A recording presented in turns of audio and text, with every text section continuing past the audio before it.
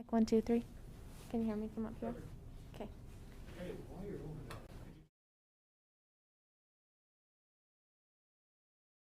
1, 2, 3. Mic check. Of course, I probably have a lower voice than the person.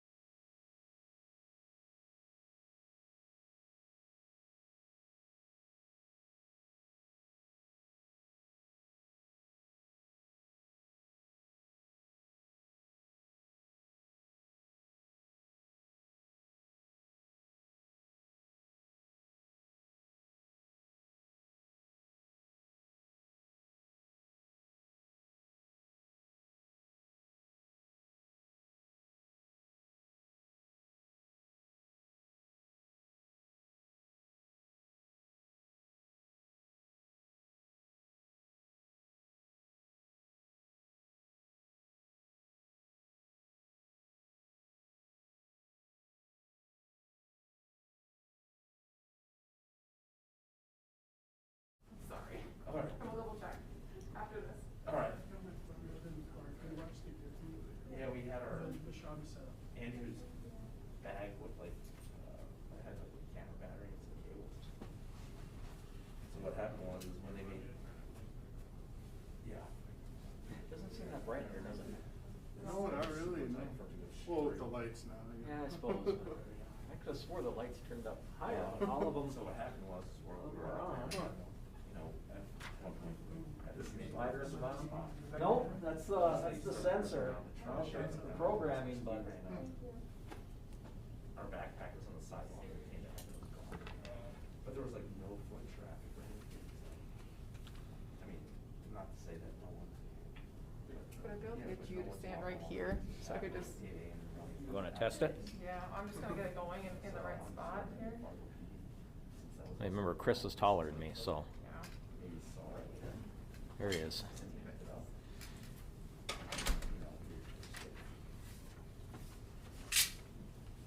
There's testing to make sure she gets the proper height. I said, well, maybe you wanna stand there versus me. That's probably just a little bit of difference. If you wanna clip that to your tie or your lapel. Sure. whichever will work.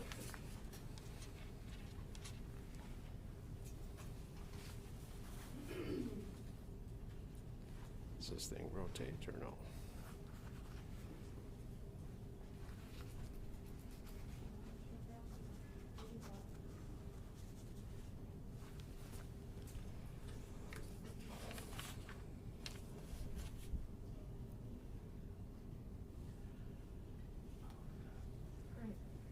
Good afternoon, everybody. Lieutenant Chris Helmuth is going to provide you some information regarding the shooting that occurred at the Arbors yesterday. He oversees our criminal investigations unit. Ready to start?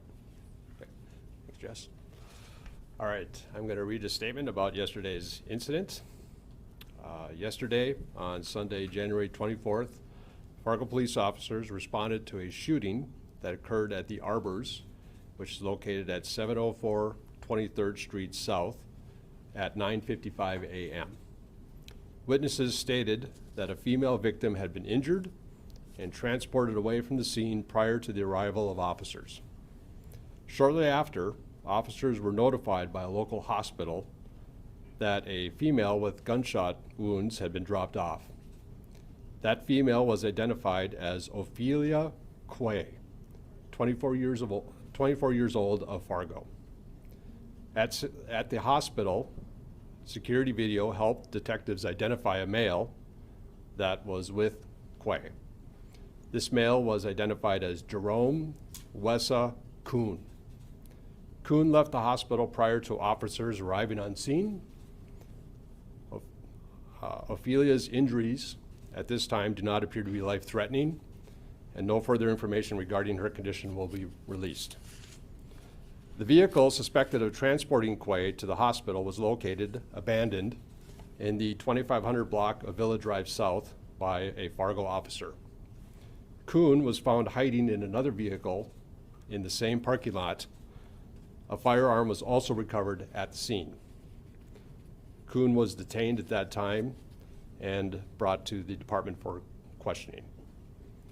Detectives and officers worked the case throughout the day, which consisted of conducting interviews, gathering evidence, and serving search warrants on 2 residences. One of these warrants required the assistance of the Red River Valley SWAT team. During a search of one of the residences, detectives located a young 4 or 5-year-old child that had been left alone for an undetermined amount of time. Detectives also seized narcotics at that same location. The child was uninjured and placed into the custody of Cass County Social Services. Kuhn was arrested for the following charges: aggravated reckless endangerment, felon in possession of a firearm, and felony tampering with evidence. Detectives will continue to investigate this incident and are looking into several other people of interest.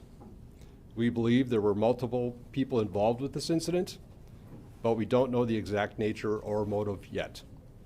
Until we are able to identify and arrest the persons responsible for this incident, there is a threat to the safety of the public. We ask that all citizens stay alert to their surroundings and report any suspicious activity immediately. If you have any information regarding this incident and the persons involved, you are urged to call Fargo PD Investigations at 701-241-1431 or text keyword Fargo PD and your tip to 847-411.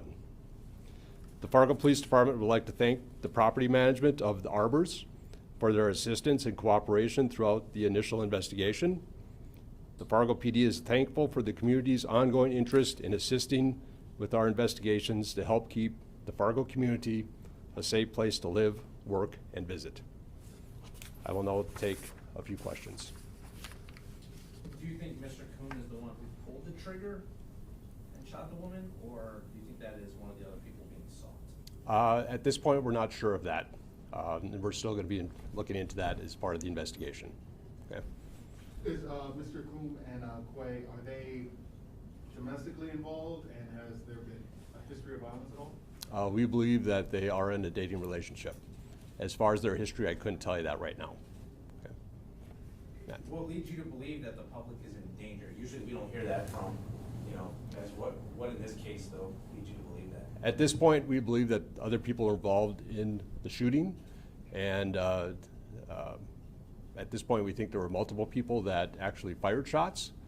So until we get those people identified and figure out what was going on and potentially getting people in custody, we feel that the public needs to know that these people are still at large. Okay. How much is Kuhn cooperating at all, and how much information has Quay been able to provide? I'm not going to be able to answer that question. How many shots were fired? At this point, we believe 4. Okay. Matt? The child, does that belong to Kuhn and Quay, or do you know who the child belongs to? We're still working on that. And do you think the child was left behind while the shooting happened? We're not sure about that. Okay. There was a shooting that happened in December at that same Arbors apartment. Does that have any correlation to that? We don't know that at this point. Okay. I actually talked to a couple people that live, and they're actually moving out of that building. I complex today about their fears. What do you kind of tell the people that are living in those apartments now, this kind of being like a recurring thing, as you just mentioned? Right. December was the last time this kind of happened too. Right. What do you say to those people? Well, I've talked to the lieutenant who's in charge of that district, and he reports that the management of that complex have been very cooperative and willing to work with police in improving the security of that building or that apartment complex.